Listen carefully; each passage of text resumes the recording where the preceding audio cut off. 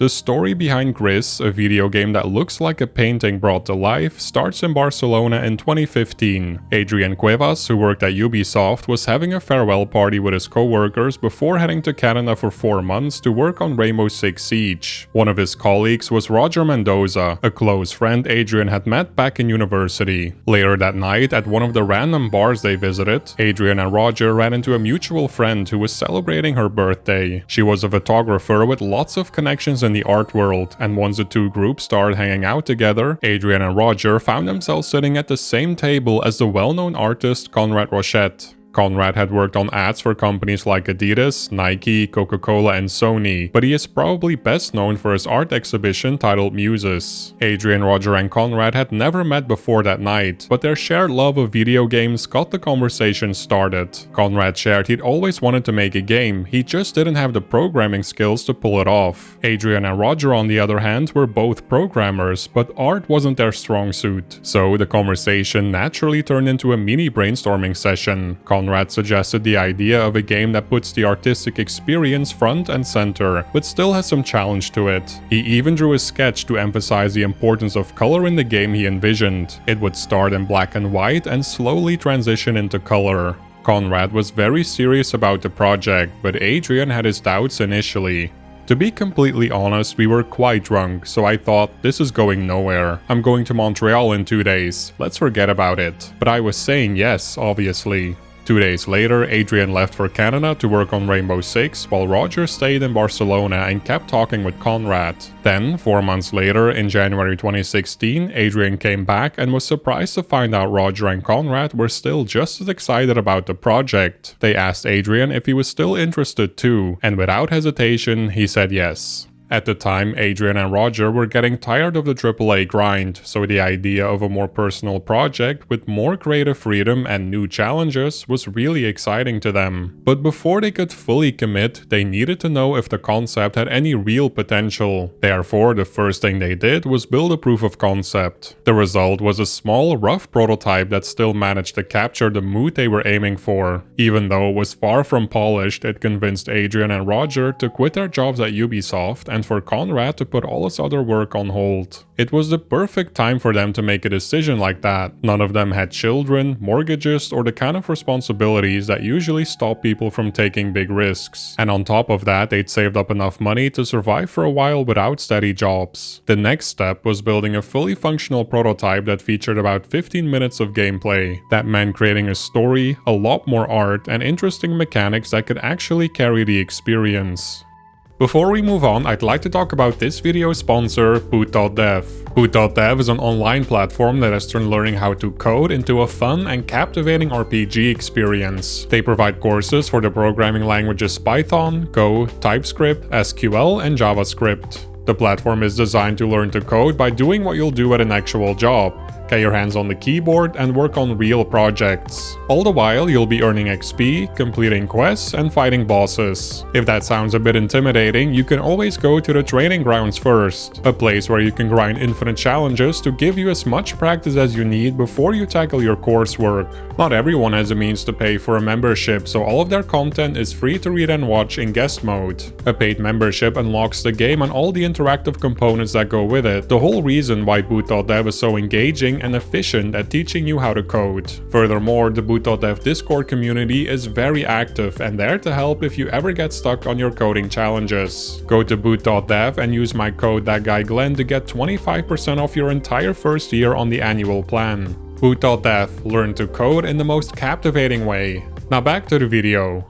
During development, they were inspired by what Roger calls quote-unquote super small polished games that also have a story. The kind of games where the visuals and music do a lot of the heavy lifting and the story is there, but it's told in a more subtle way. Their two biggest references were Journey and Ori and the Blind Forest. The goal was to blend that kind of experience with Conrad's powerful art style and make something that would instantly capture people's attention. They also did a ton of research on other games. A lot of Gris's aesthetic DNA DNA comes from Shadow of the Colossus, especially in the way it handles scale and architecture, and titles like Monument Valley, Child of Light, Limbo, and Inside all fed into the look and feel too. Conrad also looked beyond games and pulled inspiration from Studio Ghibli films like Spirited Away and Princess Mononoke, classic Disney background art, Theo Janssen's moving sculptures, and the work of Alexander Calder. Unlike most game concepts, which usually start with a gameplay hook, the team decided to figure out the narrative first and go from there. In broad strokes, they wanted a story the player could get lost in and form their own interpretation of what's happening on the screen, much like standing in an art gallery looking at a painting. A more solitary experience. They went back to Conrad's original idea of starting the game in black and white, then slowly bringing color back piece by piece, and the story naturally grew around that progression. And because they were working with limited resources, they also had to be smart about scope and find ways to turn those limitations into advantages. For instance, one of their first decisions was to not include any dialogue, text, or even UI elements. It allowed them to really focus on the art, and it also saved them a ton of localization and design work. However, it made storytelling more challenging. Therefore, they felt it was best to tell a story players could easily relate to. A common story, a common feeling. The developers landed on the feeling of grief. The idea of dealing with grief and slowly changing and growing because of it became the foundation for the story. That's when the 5 stages of grief entered the picture.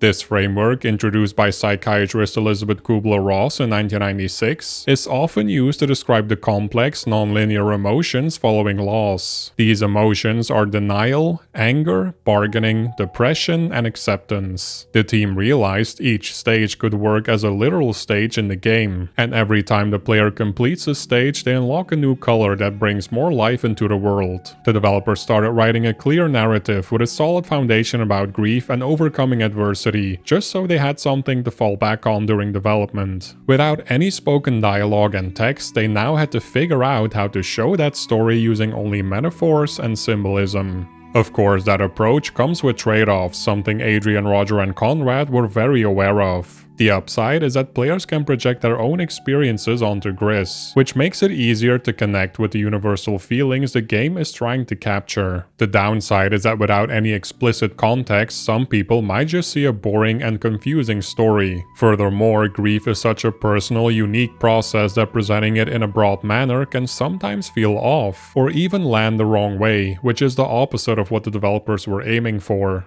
To minimize the game's story feeling off, they reached out to Hector Fuster, a Barcelona-based psychologist who's also a game designer. He helped them figure out the symbolism of the story and how to best handle game mechanics so players would understand this was about grief, without the game ever having to say it out loud. Those conversations became a vital part of shaping the project. When we talked to this psychologist, we started getting all of these ideas. We have to show this in gameplay. We have to show this, that the character feels and the player feels that something is wrong with this girl. For example, at the beginning of the game, your character cannot even jump or do anything but interact, and that's a part of the shock. The importance of the relationship between visuals and mechanics as a storytelling tool was now more clear than ever. Instead of giving abilities because that's what video games are supposed to do, they tied new abilities to the stages of grief. During the anger stage, for example, you get the heavy ability that lets you break objects and withstand heavy wind. During the depression stage, when the character is at her lowest point, you unlock the ability to dive underwater and descend deeper into the world. Then the team started to figure out the level design. Initially, they wanted to make a 2D open-world metroidvania, where players could tackle the stages in any order. After all, grief isn't always linear. People bounce between stages, repeat them, or skip some completely. However, executing that idea would have meant a lot more work. The world changes every time players complete a stage, so if they could backtrack, the developers had to commit to designing 5 versions of every area. On top of that, they wanted Gris to appeal to a broad audience, even people who'd never played a video game before. A Metroidvania structure had the risk of becoming too confusing, and the developers didn't want casual players getting stuck or lost. So switching to a more linear approach solved many problems. Levels only needed to be designed once, and the team could guide the player more carefully through the experience. Once that decision was locked in, they started mapping out the main character's journey with a simple diagram. And to make sure the pacing would feel right, they leaned on the classic hero's journey story structure. The title Gris works on a few different levels. It's the name of the main character, but it's also Spanish for gray, and since the game begins in black and white, that name fits perfectly. Additionally, Conrad was also inspired during development by an art exhibition called Gris, created by his friend Guillaume Tio.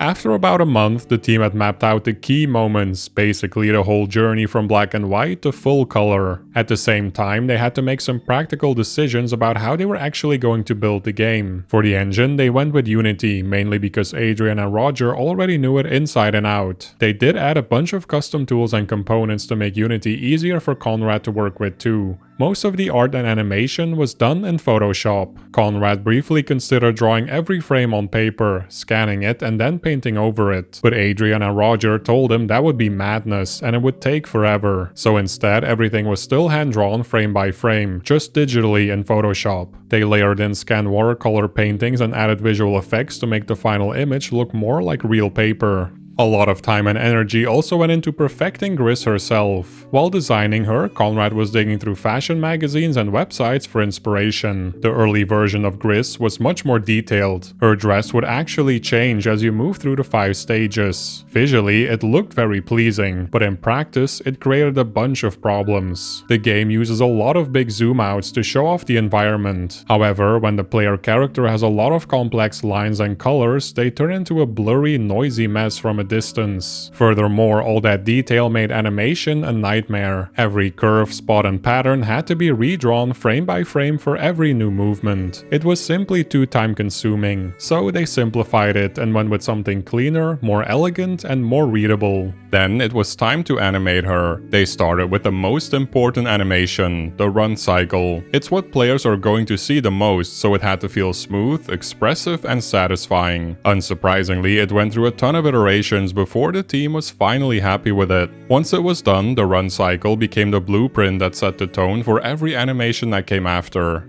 By August 2016, after about 6 months of development, the 15-minute vertical slice of Gris was ready just in time for Gamescom, the massive event where developers show off what they're working on. For Adrian, Roger, and Conrad, it was a perfect moment to look for a publisher. If they wanted to realize their full vision for Gris, they needed extra funding. They got the chance to show the game to Devolver Digital, one of the biggest indie publishers. However, they didn't have much hope. Gris was quiet, artistic, and emotional, almost the opposite of what Devolver was known for publishing at the time. So when Devolver actually liked it and said they would follow up after Gamescom, it felt surreal. Unfortunately, months went by and the team still hadn't heard back.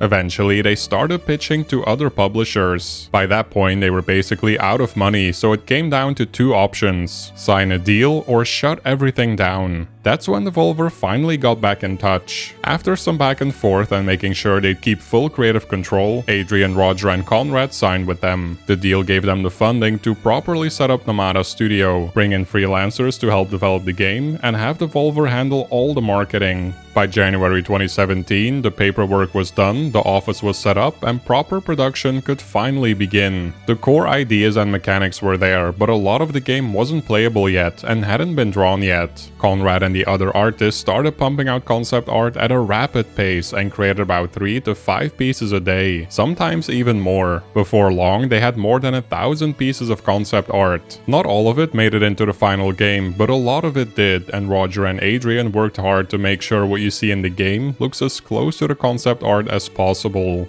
As mentioned earlier, the studio decided to make Gris a linear experience, but they tried to make what they call a linear open world. They admitted it doesn't really make sense on paper, but they looked for ways to make the player feel like the entire game world is changing alongside Gris, even if you aren't always backtracking and revisiting every area. Their main solution was a hub, a central place you come back to multiple times. It sits at the center of the game world, and every time you finish a stage and unlock a new color, the hub changes too.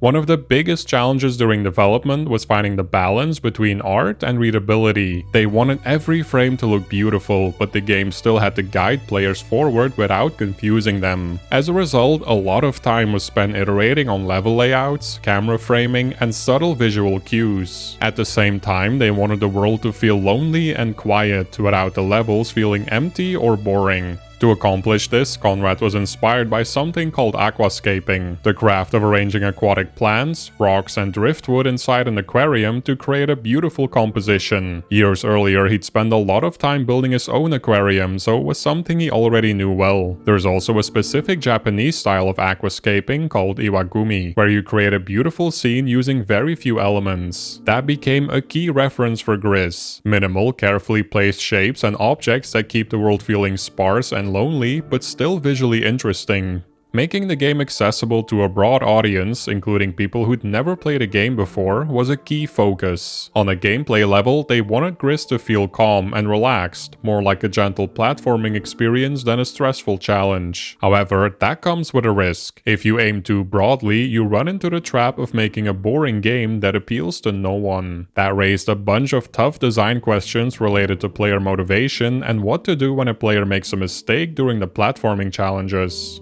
It was one of the hardest things when we were designing the game, because we didn't want to have a feeling that you are failing. We don't want you to have the pressure that you might die. It's really hard when you design a game and you're not able to punish the player, but at the same time we wanted to have a game that pretty much everybody can play and everybody can enjoy. Even though the no-death approach fit the story they were trying to tell, it made level design way more complicated. In most platformers, dying does two really useful things. It tells you made a mistake and it resets the section so you can try again quickly. Gris has lots of platforming and puzzles, so the team had to solve a tricky problem. Instead of simply resetting the level, they ended up designing contraptions and other recovery paths to bring the player back to the start of a section without breaking the flow or causing frustration. The puzzles and platforming sections had to hit a very specific balance. Challenging, but not too challenging. The way the team found that sweet spot was by prototyping fast and getting people to do lots of playtests. Players who'd never touched the game before could tell them when a puzzle was confusing or too hard. And players who did play a lot of games could tell them when something felt too easy or just plain boring. If a section was really difficult but the team still loved it, they didn't always cut it. Instead, they turned it into an optional challenge. Interestingly, the world and levels were designed in AutoCAD, software that's more commonly used by architects and engineers for precise technical drawings. The level designer they hired was an architect who'd never made a game before, but AutoCAD was the tool he already knew, so there was no real reason to switch to more conventional game development software. Hiring someone with no game dev experience was not an exception. In interviews, Adrian has said that around 80% of the people who worked on Gris had never made a game before. The game's soundtrack was made by Berlinist, a band from Barcelona. They'd never worked on a video game before, but their main composer is a huge gamer, so when the studio reached out, the band was immediately on board. Their biggest sources of inspiration were Eco, Shadow of the Colossus, and Another World. Games where the music doesn't just sit in the background, but carries the emotion of the whole experience. They were also influenced by synesthesia, the neurological phenomenon where one sense can trigger another, like hearing a sound and associating it with a color. There were scenes the team had built where the focus was mostly on the visuals, and the music was meant to just sit in the background. But then Berlinist sent a track that was so good the developers reworked the entire sequence to make the music the centerpiece. One of the best ideas they landed on was tying progression to the soundtrack itself. As you unlock colors, you unlock the music too. The main theme comes back multiple times throughout the game. It starts off minimal, with just a few instruments, then grows after every stage until the final color is unlocked and the score goes all out with every instrument. Near the end of development, the team had been working on the game for so long that they couldn't look at it objectively anymore. They couldn't tell if it was actually good or not. Therefore, they sent the finished build to 4 testers and waited for feedback. One of them thought it was just okay, but the other 3 loved it and even called it a masterpiece. Even then, Adrian, Roger, and Conrad were still terrified of reviews. They worried the testers only left those comments because they were being paid. To make things worse, one person in the gaming industry told them Gris would fail if they didn't make it more difficult, because, in their words, only difficult games are remembered. In December 2018, after almost 3 years of development, Gris launched on PC and Nintendo Switch. It received universal praise from both critics and gamers. GameSpot, for example, wrote how Gris quote-unquote understands intrinsically how magical video games can be and continually pushes your imagination until you're almost bursting with joy. Gris won many awards for its unique and beautiful art direction and animation. By 2024, the game had sold 3 million copies. Thanks to the success success of Gris, Nomada Studio was able to continue developing games, and in 2024, they released Neva. Conrad's art style is still front and center, but this time the team leaned more into gameplay, with a bigger focus on action and combat. While Gris was a story of solidarity, Neva focuses on the bond between a woman and the wolf creature she encounters on her journey. After Gris was released, the team started receiving emails from players saying the game helped them process their grief and, in some cases, actually helped them heal. They also saw comments of people who didn't connect with the game, but the majority of the messages they received were messages the developers will never forget. We've received a lot of emails saying this game has helped them. There was an email that will stick with me forever. There was a guy telling us that a brother died the week before. He couldn't even talk about it for a week, and then he played the game. He played it in one day, and it helped him cope with this, and it helped him so he could talk to his family again. I've done AAA games, Far Cry, Hitman, Rayman, whatever, but I doubt that any game has touched anyone so personally as it has with this one, and I couldn't be happier.